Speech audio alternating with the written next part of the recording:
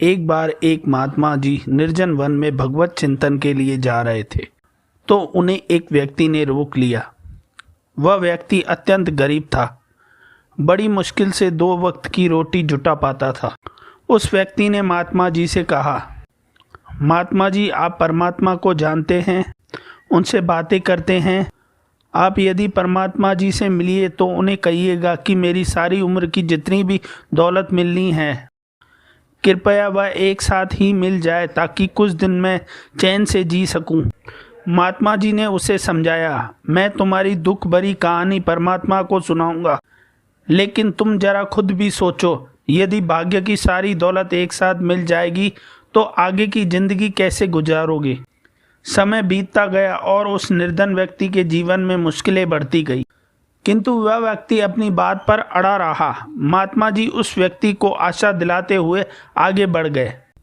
उन दिनों में उस महात्मा जी को ईश्वरीय ज्ञान मिल चुका था। महात्मा जी ने उस व्यक्ति के लिए अर्जी डाली। परमात्मा की कृपा से कुछ दिनों बाद उस व्यक्ति को काफ़ी धन दौलत मिल गई। जब धन दौलत मिल गई तो उसने सोचा, मैंने अब तक गरीबी के दिन काटे हैं, ईश्वरीय सेवा कुछ भी नहीं कर पाया। अब मुझे भाग्य की सारी दौलत एक साथ मिली है, क्यों न इसे ईश्वरीय सेवा में लगाऊं, क्योंकि इसके बाद मुझे दौलत मिलने वाली नहीं। ऐसा सोचकर उसने लगभग सारी दौलत ईश्वरीय सेवा में लगा दी। समय गुजरता गया। लगभग 2 वर्ष पश्चात महात्मा जी उधर से गुजरे तो उन्हें उस व्यक्ति की याद आई। महात्मा जी सोचने लगे, वह व्यक्ति आर्थिक तंगी में होगा, क्योंकि उसने सारी दौलत एक साथ पाई थी और कुछ भी उसे प्राप्त होगा नहीं।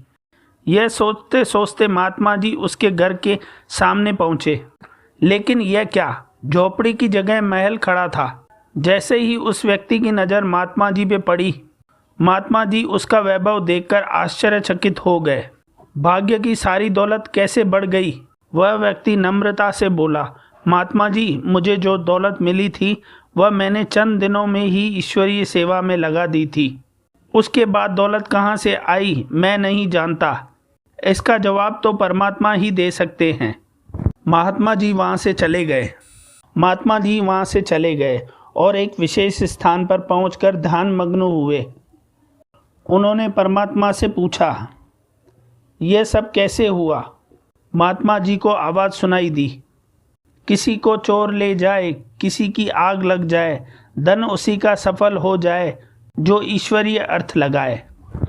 दोस्तों, इस कहानी से यह सीख मिलती है, जो व्यक्ति जितना कमाता है उसमें से का कुछ हिस्सा अगर ईश्वरीय सेवा कार्य में लगाता है तो उसका फल अवश्य मिलता है।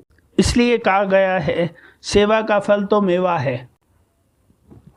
दोस्तों, आपको ये वीडियो कैसी लगी? वीडियो को लाइक और चैनल को सब्सक्राइब करें। जय जय श्री राधे।